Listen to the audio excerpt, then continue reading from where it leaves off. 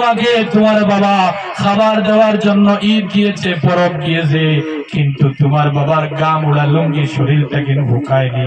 তোমার বাবা জুমার মধ্যে গিয়েছে, খুনার খাতারের মধ্যে তোমার বাবা নামাজ পড়েছে, গামওয়ালা লুঙ্গি তোমার বাবার শরীরে লাগায়। যুবক ভাইরা, কিভাবে তোমরা তোমাদের বাবার খবরকে বলিয়ে দিচ্ছ?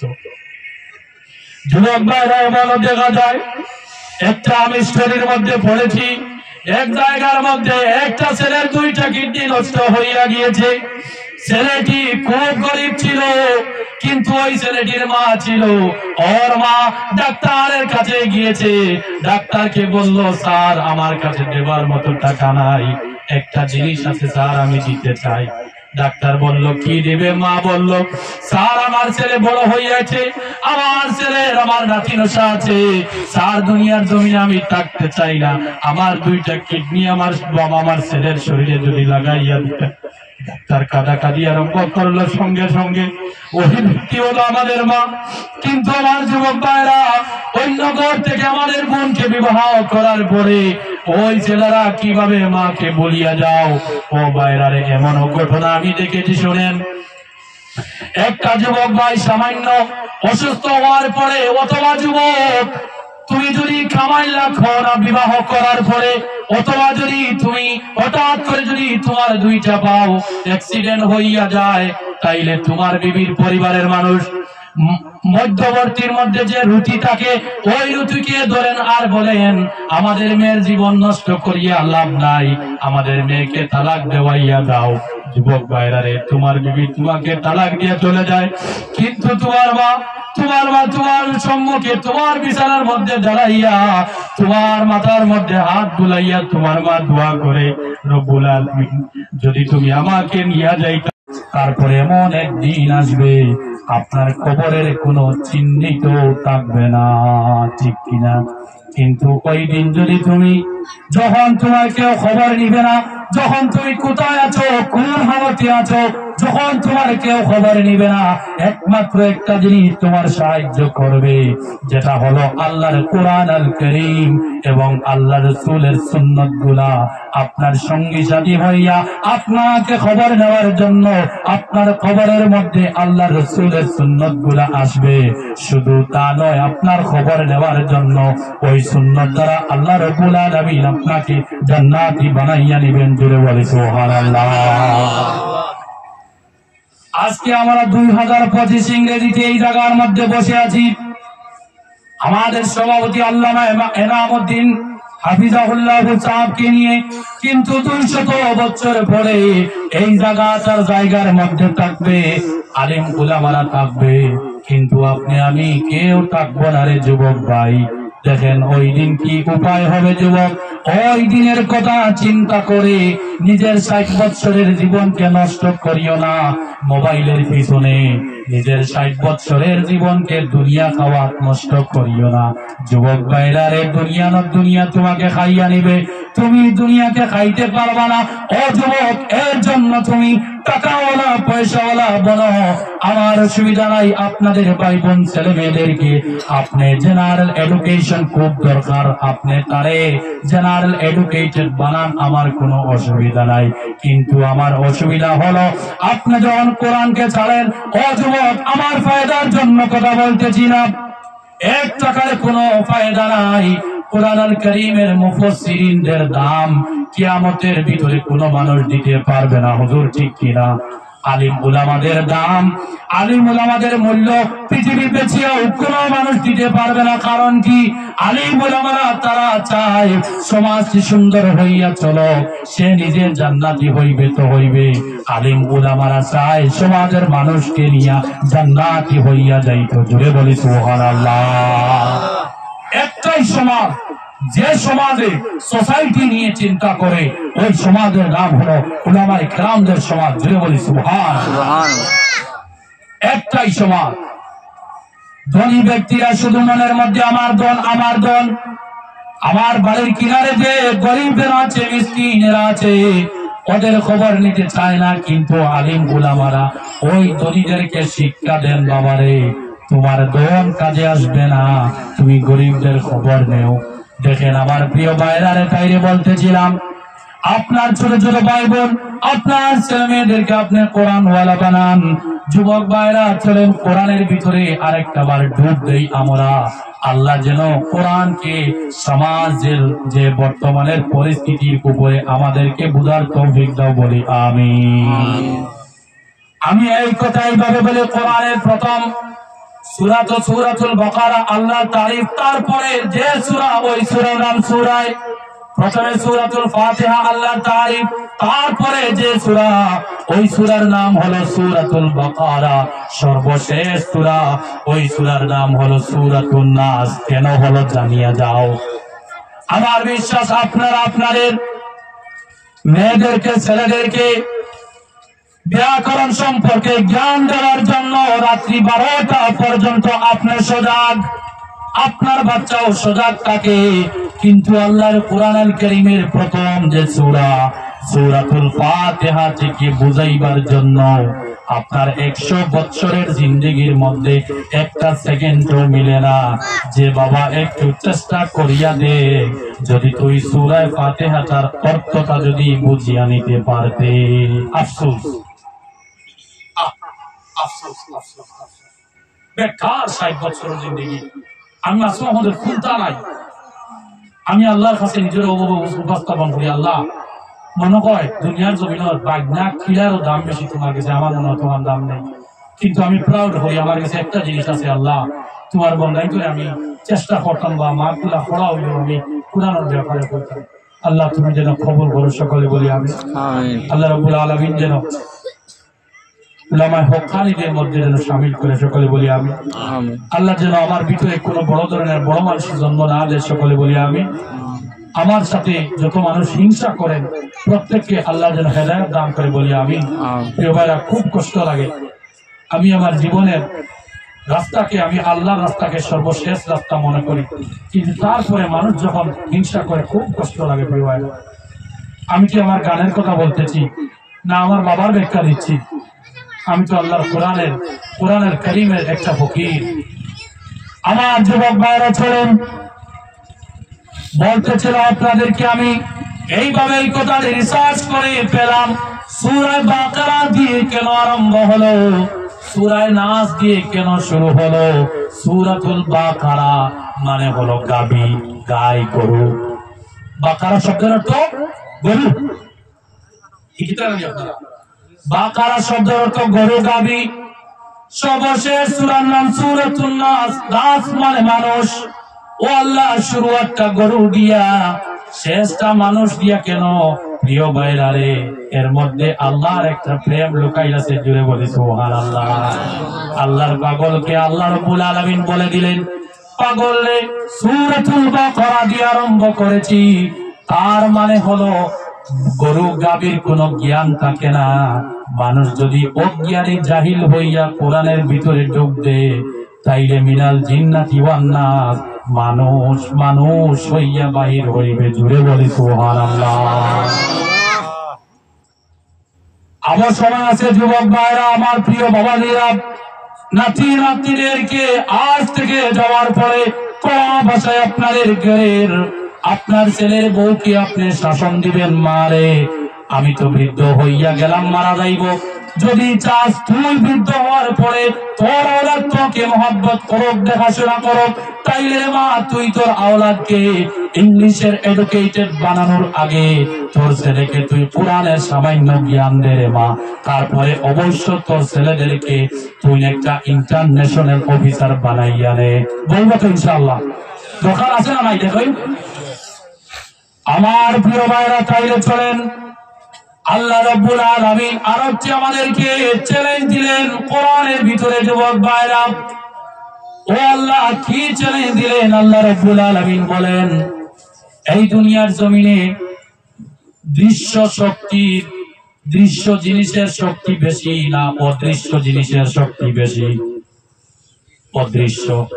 যেমন আমরা বিদ্যুৎ কিভাবে আসে, ওয়ার দিয়ে কিভাবে আসে আমরা দেখতে পাই না, তার গতি বেশি। ও যুবক ভাইরা, আল্লাহ রাব্বুল আলামিন ইনসানদেরকে কয়েকটি কারণে গতিওয়ালা বানাইয়াছেন। আবার জিন্নাতকে কয়েকটি কারণেও গতিওয়ালা বানাইয়াছেন। আপনি আমি কোন জায়গার মধ্যে যাওয়ার জন্য 1 ঘন্টা লাগবে, একটা জিন্নাত যাওয়ার জন্য 2 মিনিট লাগবে না। আল্লাহ রাব্বুল আলামিন এক পর্যায়ে সমস্ত দুনিয়ার মানুষকে চ্যালেঞ্জ দিতে দিতে আল্লাহ রাব্বুল আলামিন একটা চ্যালেঞ্জ দিলেন, এ দুনিয়ার মানুষ,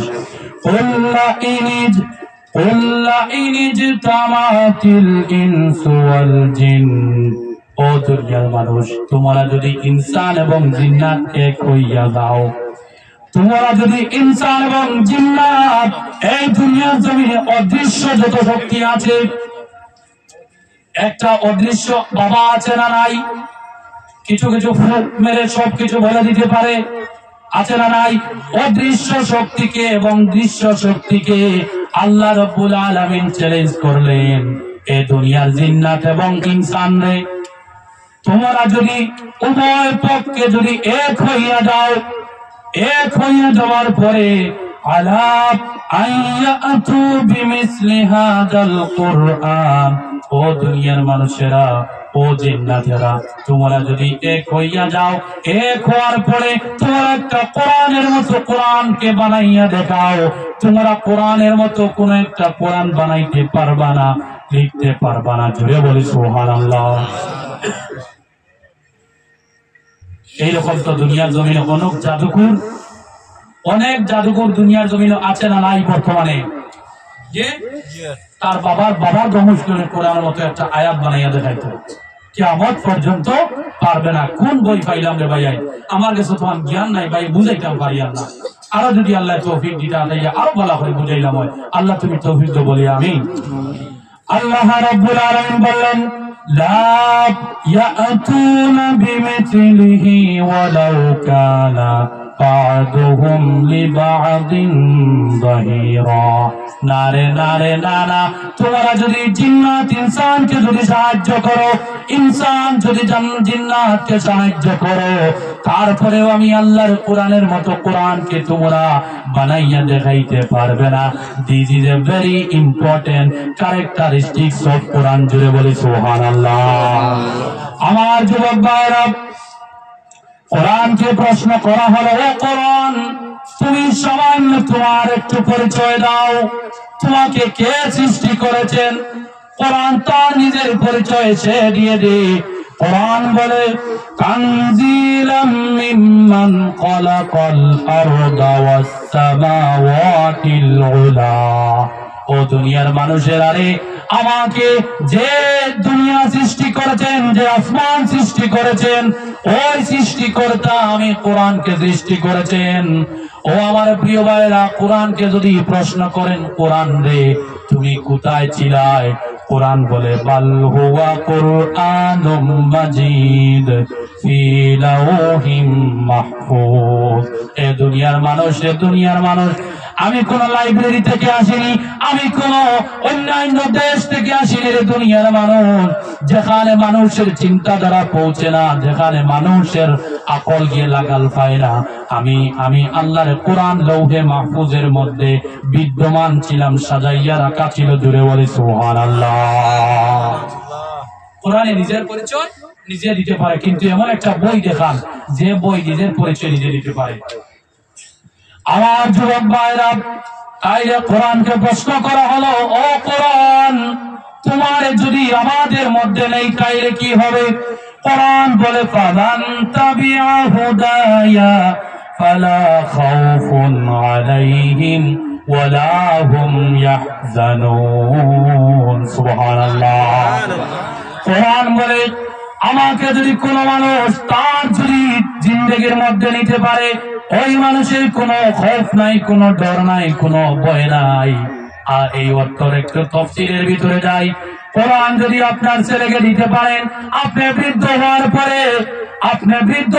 পরে ঔষধ দেওয়ার জন্য ছেলের কাছে ভিক্ষা করার দরকার পড়বে না। মা বৃদ্ধ হওয়ার পরে আপনার ধনী ছেলে গরিব আপনার ছেলের কাছে মাকে রাখবে না।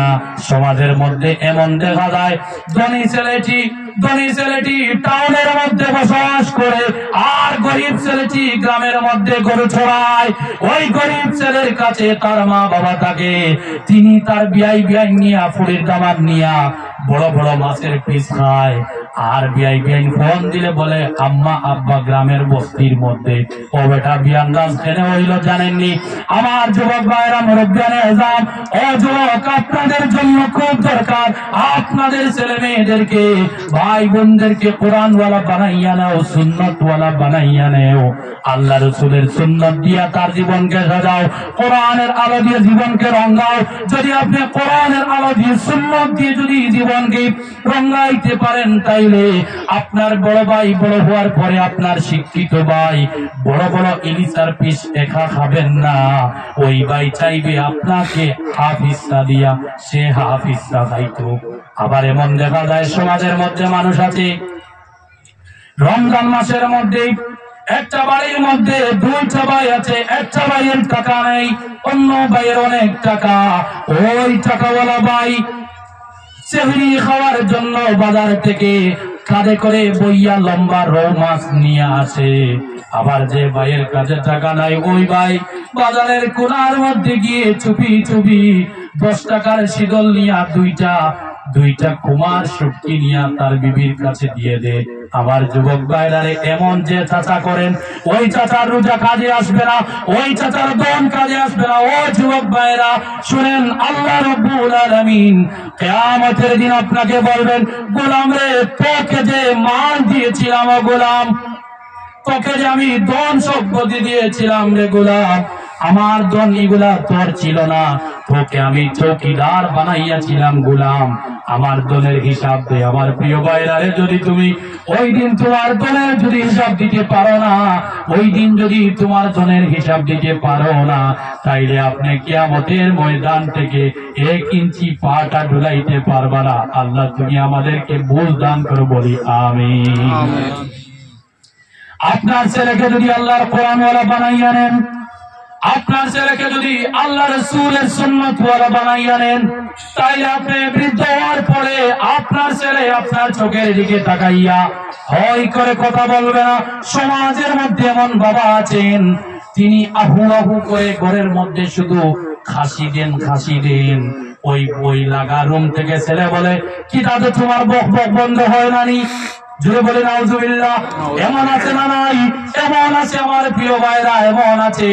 ওই ছেলেকে মানুষ বানাইতে হইলে একমাত্র আল্লাহর কোরআন এবং আলিম উলামাদের সোহবত, আল্লাহ রাসূলের সুন্নাত ওই ছেলেকে সাহায্য করবে। জুড়ে বলে সুবহানাল্লাহ।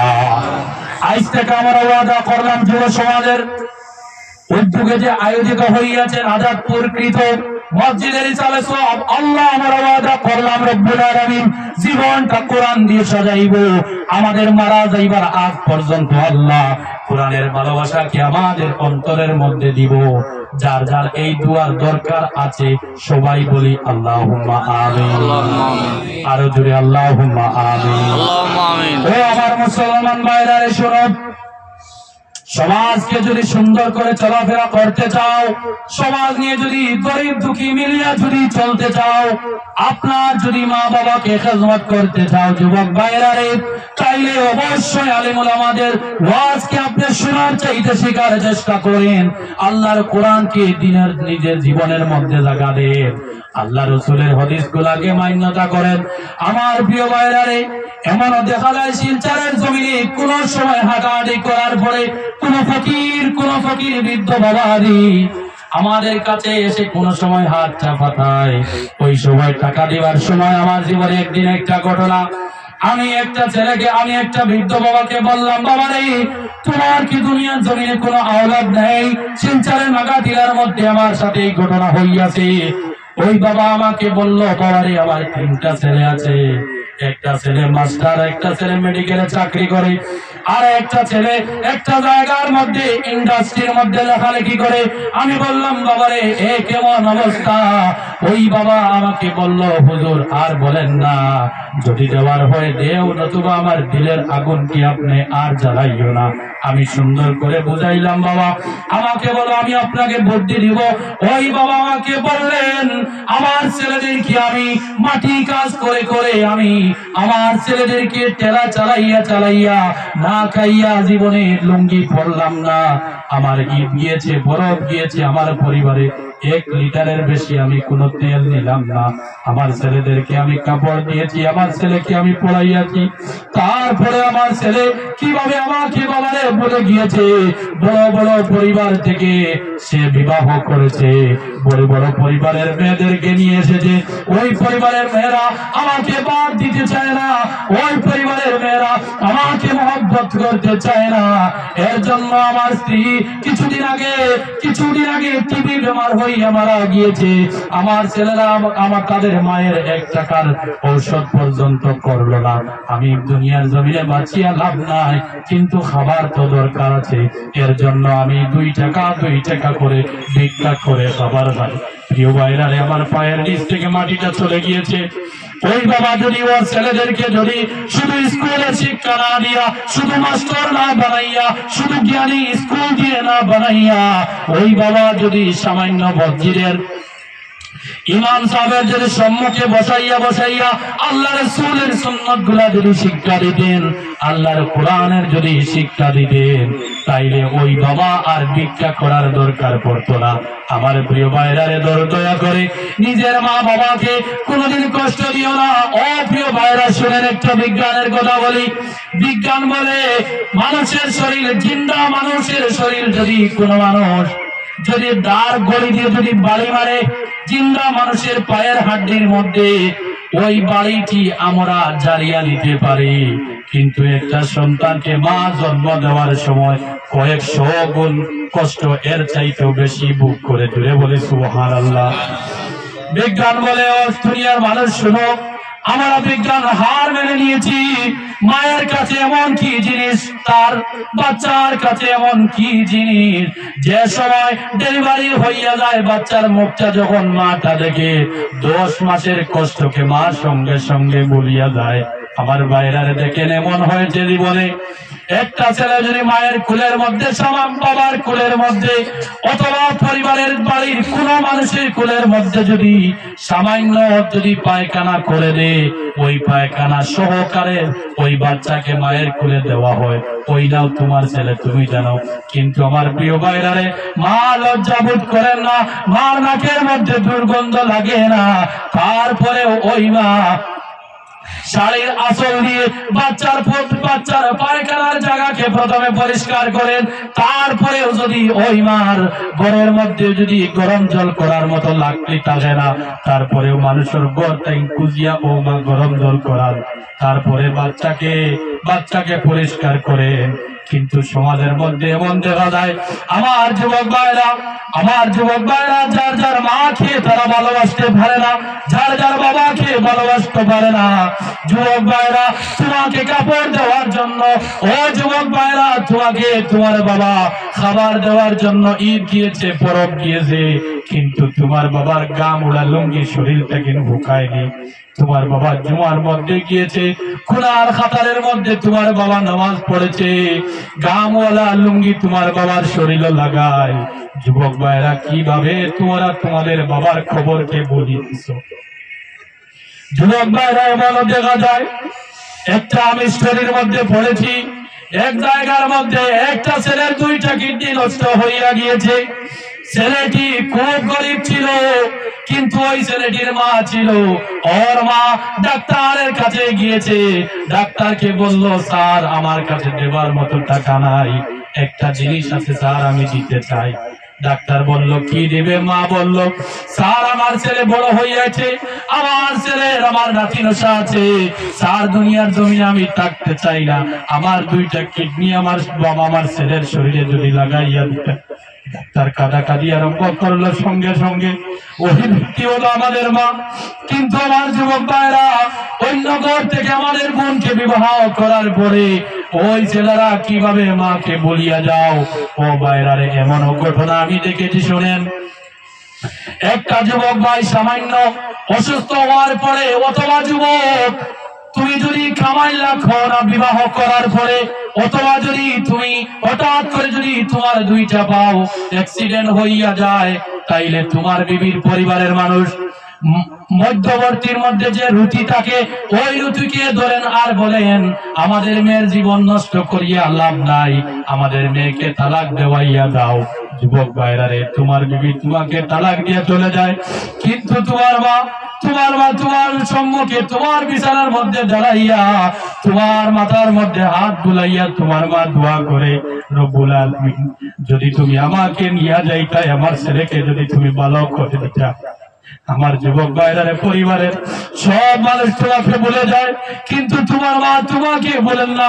ও যুবক ভাইরা, এমনও দেখেছি আপনি মারা যাওয়ার পরে সবাই খবরের মধ্যে রাখার পরে তোমার ভাই, তোমার বিবি, তোমার শ্বশুর শাশুড়ি সবাই মরা বাড়ির মধ্যে খাবার ভক্ষণ করার মধ্যে সবাই নিজ নিজ পেট নিয়ে ব্যস্ত থাকেন, কিন্তু তোমার মা জানালার দিকে তোমার কবরের দিকে তাকাইয়া শুধু কাঁদেন। জিজ্ঞাসা করছেন যখন, মা তুমি কি খাবার খাবে না? ওই মা বলে, না খাইতে পারবো না, আমার জাদুর আগুন আমার কলিজার মধ্যে লেগে গিয়েছে, আমি আর খাইতে পারবো না।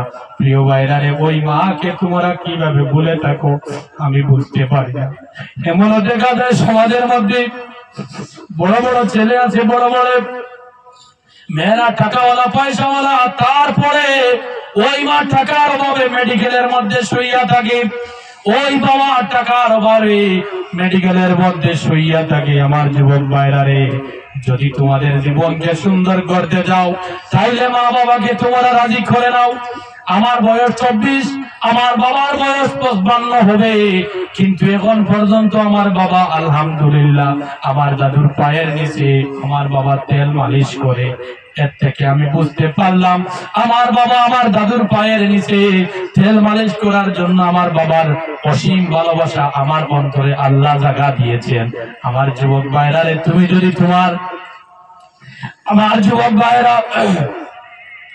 তুমি যদি তোমার ছেলের খামাই খাইতে চাও, তুমি যদি তোমার ছেলের খেদমত নিতে চাও, তুমি তোমার মায়ের পায়ের গোলাম হইয়া যাও, আল্লাহ রাব্বুল আলামিন তোমার সন্তানদেরকে তোমার গোলাম বানাইয়া দিবে।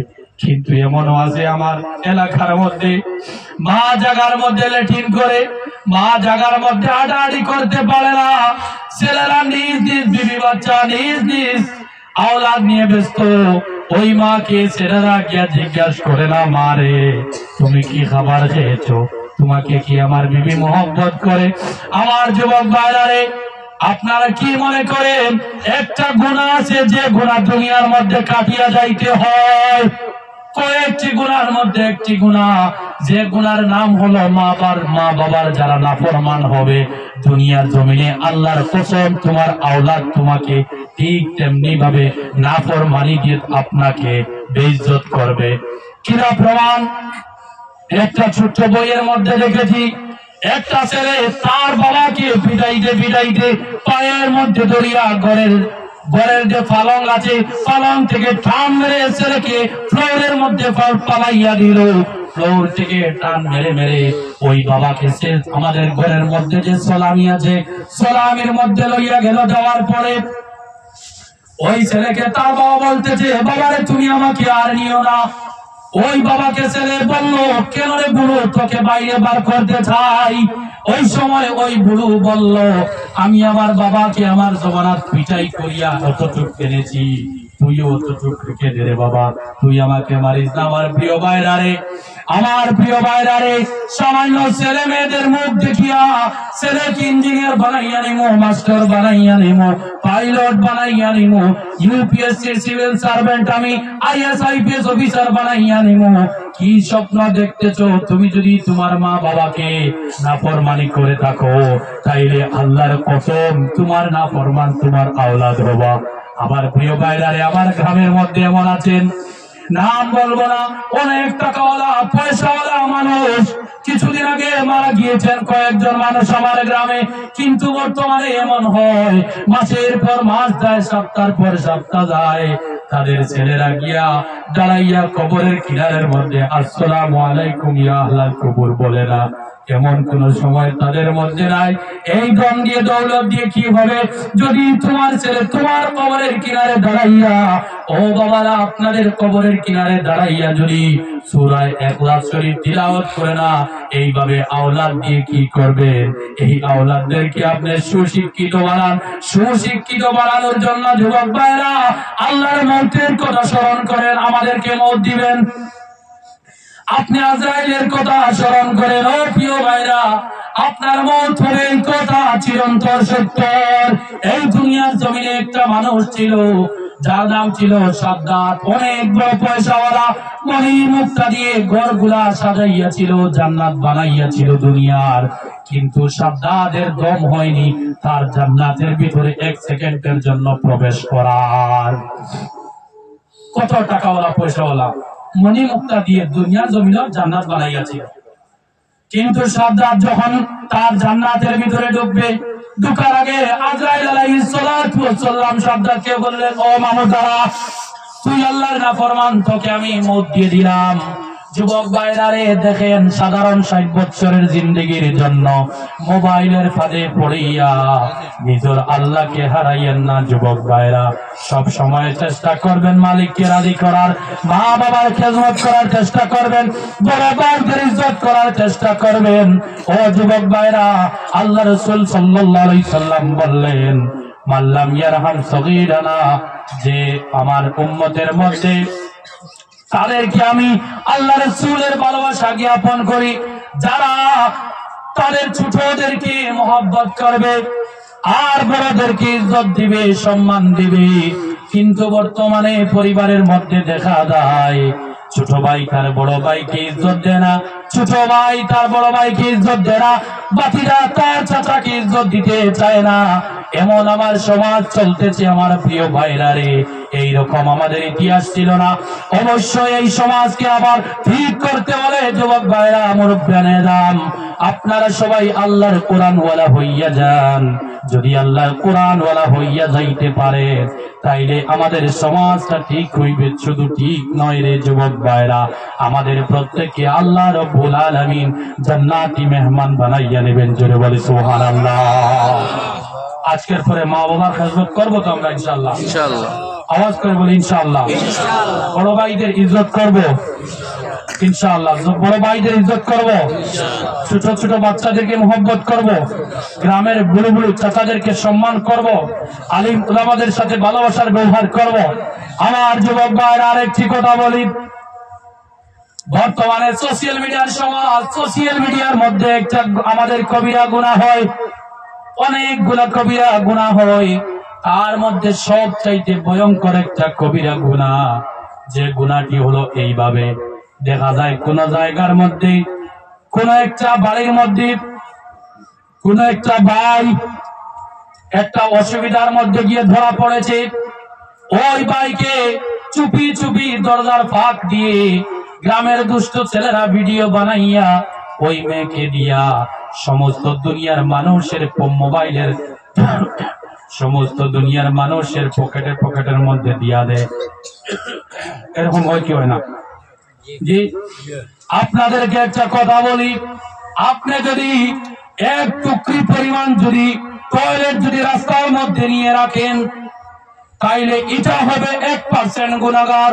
ওই টয়লেটকে যে মানুষ চিত্রাইয়া দিবে, পকেটে পকেটে বাড়িয়ে বাড়ি নিয়ে পৌঁছাবে, সে হবে 70,000 গুণের চাইতে বেশি গুনাহগার। জোরে বলি নাউজুবিল্লাহ। আমার প্রিয় ভাইরা রে, শুনেন, একটা মানুষ গুনার কাজ করেছে, গুনার মধ্যে ধরা পড়েছে, অথবা লজ্জিত হইয়াছে, অথবা কাজটা করার পরে তার ঈমান তাকে জুস মেরে দিয়েছে, ওই মানুষ, ওই জওয়ান যদি, ওই যুবতী যদি আবার তওবা করে নে, আল্লাহ বলেন 1000 বছরের গুনাহগারকে মাফি দিতে পারি, সাধারণ গুনাহগারকে কেমনে দিব না? ওই ভাই বোন যদি তওবা করে যদি আবার আল্লাহর ওলি যদি হইয়া যায়, তাইলে আল্লাহ যদি ওকে মাফ করে দেন, 2 টাকার আপনি আমি গোলাম, আমাদের কে এত পাওয়ার দিল? আল্লাহর গোলামদের গুনাহগুলা আমরা প্রত্যেকের পকেটে পকেটে পৌঁছাইয়া দেই। বলা চলেন না? মোবাইলের মধ্যে কিছু চলে আসলো, আসার সঙ্গে সঙ্গে শেয়ার বাটন টিপে মারলাম, ক্লিক করার সঙ্গে সঙ্গে একটা হোয়াটসঅ্যাপ দিয়া ফোন দিলাম বাইরে মাল একটা আইছে ধরা খাইছে, ওরা করি না। এটা হলো শিরিক, শিরিক, শিরিক। আল্লাহর সত্তার নামক যে সিফত আছে, আল্লাহ রাব্বুল আলামিন তার গোলামদের গুনাহদেরকে গুরিয়া রাখেন। আল্লাহ বলেন, আল্লাহ রাসূল একদিন আল্লাহকে বললেন, ও রাব্বুল আলামিন, আমি তো খুব লজ্জিত হইয়া যাইব কিয়ামতের মাঠে। আল্লাহ বললেন, বন্ধু তুমি লজ্জিত হইয়া যাইবা, আমি আল্লাহ এটা মেনে নিতে পারি না। বন্ধু কেন, কি হয়েছে? আল্লাহ রাসূল বললেন, রব্বুল আলামিন আমার তো যুবকেরা, আমার সমাজের, আমার উম্মতেরা তো গুনাহগার থাকবে। রব্বুল আলামিন তারা তো গুনাহ নিয়ে যখন কিয়ামতের ময়দানে আপনার সম্মুখে নিজ নিজ ডায়েরি নিয়ে যখন খাড়া হইবে, নিজ নিজ ডায়েরি নিয়ে খাড়া হওয়ার সঙ্গে সঙ্গে রব্বুল আলামিন আমার উম্মতের গুনাহগুলা অন্যান্য নবীদের উম্মতের সম্মুখে যখন প্রকাশ হইব, আয় আল্লাহ আমি তো লজ্জায় মুখটা দেখাইতে পারবো না। আল্লাহ বলেন, বন্ধু এত চিন্তা কি তোমার গুনাহগারকে নিয়ে? আল্লাহ রাসূল বলেন, রব্বুল আলামিন এত চিন্তা আমার গোলামদেরকে নিয়ে, উম্মতদেরকে নিয়ে। সঙ্গে সঙ্গে আল্লাহ বলেন, ও বন্ধু যাও, আপনি সাক্ষী থাকো, আমি আল্লাহ রব্বুল আলামিন তোমার গোলামদের হিসাব আমি আপনাকেও দেখতে দিব না, আমি আপনাকেও আমি আল্লাহর সম্মুখে লজ্জিত করব না। আমি আল্লাহ একা একা পর্দা টাঙ্গাইয়া তাদের হিসাব কিতাব গুলা আমি ক্লিয়ার করে দেব। ওই আল্লাহর গোলাম আমরা কত ভালোবাসেন, আমাদের গুনাহ কিভাবে আপনি শেয়ার মেরে অন্যজনের পকেটে দেন? শিরিক গুনাহ। আল্লাহ রাব্বুল আলামিন আমাদেরকে ওই গুনাহ থেকে হেফাজত হিসাবে থাকার তৌফিক দান করো। সকলে বলি আমিন, আমিন।